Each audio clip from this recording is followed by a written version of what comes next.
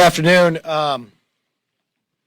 With me today I have Ranking Member Mr. Bost, Mr. McCall, and Mr. Rogers. Also with me are veterans who served in Afghanistan, Mr. Banks, Mr. Walsh, Mr. Mast, Mr. Green, and our newest member to Congress, Jake Elsey. We have all just left the briefing. It is a classified briefing. Cannot talk about what was said inside, but I'll tell you this. I'm less confident after leaving that briefing. There's no possible way that we can get every American that's still in Afghanistan out in the next 7 days. We are just 3 weeks away from the 20th anniversary of 9/11. At no time should America ever bend or allow the Taliban to tell us when we have to stop bringing Americans out. We should stay until every single American is able to get out of Afghanistan. And we should use every recourse possible to make that happen. And we should not negotiate it. We should explain that this is what is going to happen, and anybody in our way to stop us from bringing an American out will be in danger. I have a number of members that are here. Unfortunately, much like our other briefings, it was cut off short. There are members still in line and veterans who wish to ask questions. The Democrats felt that we could only have the 90 minutes, no other time. As I watch other countries and our allies across this world bring their bodies back together of government to work on how to bring their citizens home, the Democrats bring us back to spend trillions of dollars. They fight because they can't bring a rule up. They spend their time on phones trying to twist arms to get people to vote, whereas they should drop that. And our entire focus, Republican, Democrat, Independent alike, should be nothing else than bringing our Americans home. We shouldn't work on other items, and especially the spending of trillions of dollars. That should be our only focus. We shouldn't cut off our briefing with the administration because they have to get back to vote on their rule. This is what we should be voting on. If I look to the UK, they brought their parliament back to work on bringing their citizens home. We should be doing the exact same. I know the effects that it's having on those who are there, those who are back home, and those who are served. For every single individual, from every Gold Star family, from every veteran, I want to thank you for your service and your sacrifice. You did exactly what was asked upon you. With that, I'd like to call up our ranking member of veterans, Mr. Bost. Thank you, Leader. You know, more than 2,000 American heroes have given their life in Afghanistan since 2001. We must never forget their sacrifice and the sacrifice that their families made as well. One of the scariest days of my life was the day that I watched my son leave this United States and move into a war zone. I'll never stop being grateful that he made it home safely and that so many of his fellow servicemen made it home as well, including those who did deploy into Afghanistan. But after 2 decades, they did make the world safer.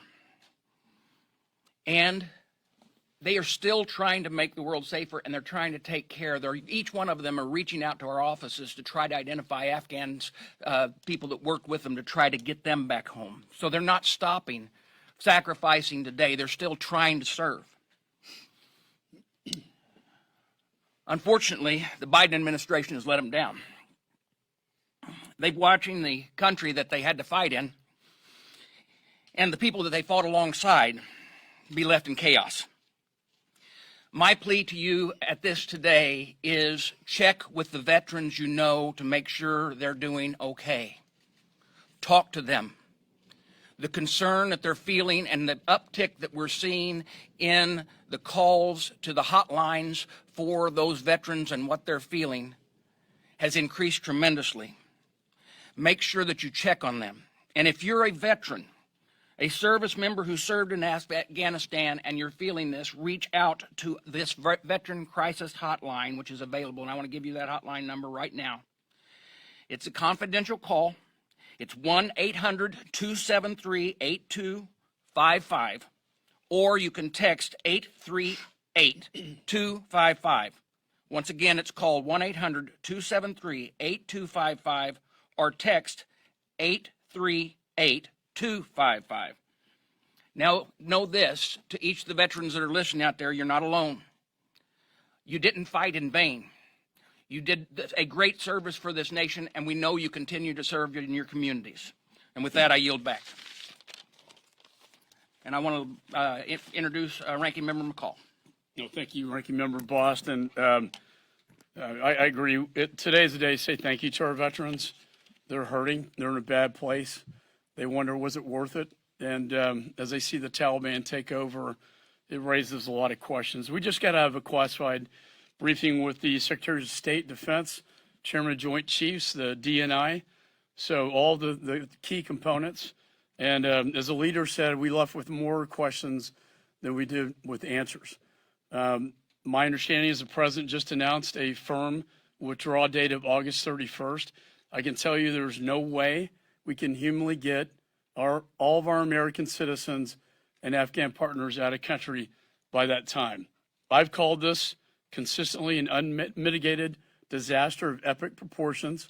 It will be a stain on this presidency, and particularly after the decision made today and what we heard today, he will have blood on his hands. People are going to die, and they're going to be left behind. The biggest credo in the military is no man left behind, no one left behind, and that's precisely what we were doing. We were violating the trust and moral obligation that we gave them.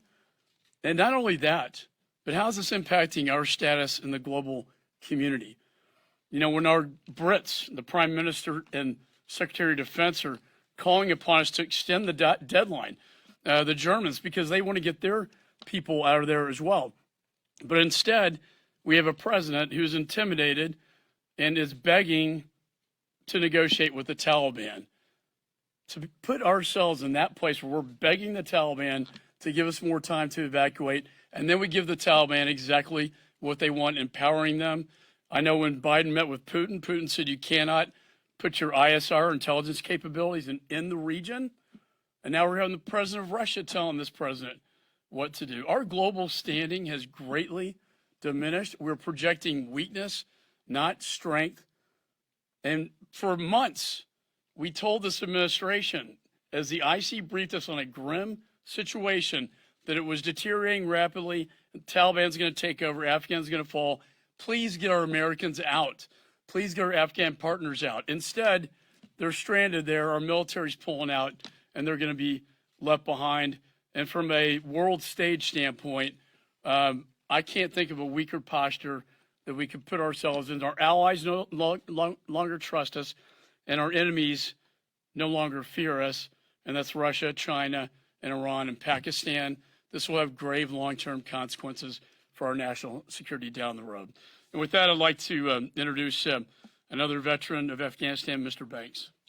I'm sorry, Mr. Rogers, I apologize. Listen, Joe Biden has not been listening to anybody.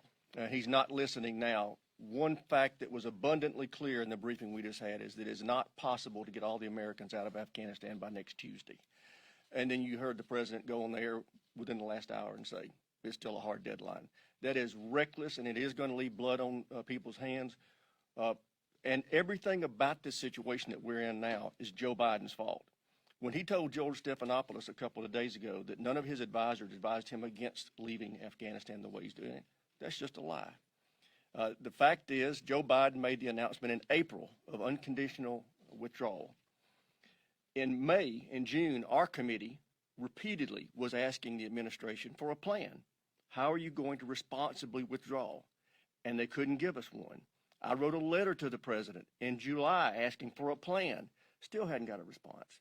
And now in August, the Taliban takes over. He's not listening to his advisors. He's not listening to Congress. And this is the result that we've got.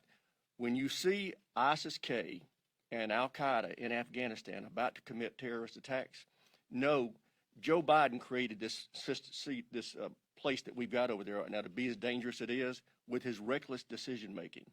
Either he's senile or he's in denial. But either way, it's reckless for our country. and this disaster that's taking place is his responsibility. And I yield now to Jim Banks of Indiana. I thank the ranking member and the leader for putting this together today. I served in Afghanistan in 2014 and 15, just prior to being elected to Congress. My job there was as a foreign military sales officer, so I was on the front lines of acquiring the equipment that the Americans provided and turned over to the Afghan Army and the Afghan police. I'm going to read to you what is so painful for me and so many other Afghan veterans who served in that capacity and others who served as a part of the train, advise, and assist, equip effort in helping the Afghans. We now know that due to the negligence of this administration, the Taliban now has access to over $85 billion worth of American military equipment. That includes 75,000 vehicles, over 200 airplanes and helicopters, over 600,000 small arms and light weapons. The Taliban now has more Black Hawk helicopters than 85% of the countries in the world. But they don't just have weapons. They also have night vision goggles, body armor, medical supplies, and unbelievably, unfathomable to me and so many others, is that the Taliban now has biometric devices which have the fingerprints, eye scans, and the biographical information of the Afghans who helped us over the last 20 years. And here's what we just learned again in the briefing that we just walked out of, is this administration still has no plan to get this military equipment or these supplies back. Instead, it's all fallen into the hands of the Taliban. There's still no plan to account for what has happened to these weapons. I can tell you with Ranking Member Rogers behind me that HASC Republicans will fight next week when we go through the National Defense Authorization markup to fight for a plan. If this administration, the Democrats aren't going to do it, we will do it. We will demand a plan to account for all of this military equipment. But here's what I'm concerned about even more than the Taliban acquiring these weapons. It's that we know that Al-Qaeda and ISIS-K still exist and are growing in Afghanistan, and eventually they acquire these weapons. And as I said before, if any American is harmed or killed and not safely evacuated, or if any of this military equipment or weapons are used to harm or kill an American, the blood is directly on Joe Biden's hands. What's also painfully clear from the briefing that we just walked out of is that behind closed doors, the Biden team tells us one thing. They admit mistakes. They know this is a dangerous situation going on in Afghanistan. And President Biden tells us something different. He tells us that everything's okay, that it's under control. So either Joe Biden is lying to us or he's not in touch with the team that just briefed us in the room. And that's a shame as well. So with that, I yield to Representative Mike Walsh from Florida. I've served multiple tours in Afghanistan as a Green Beret on the ground. And this is deeply personal to so many of us. I personally have helped my Afghan interpreters get back to the United States. They're thriving now as American citizens, but their families are being hunted down as we speak. I've also had one that fought with us. His name was Little Spartacus. He was such a fighter. He was intercepted at a Taliban checkpoint with the very American documentation that he needed to get out of here. They didn't just kill him. They took him home to his village and beheaded his brothers and cousins in front of him before then beheading him. I've seen school principals run out of town and murdered after they were hunted down. Their crime, teaching girls. And then the girls' school was burnt down. The Taliban have not changed. And what is clear from the briefings, what has been clear from the months of briefings that our committee have received on the Armed Services Committee, is that a Taliban takeover equals Al-Qaeda 3.0.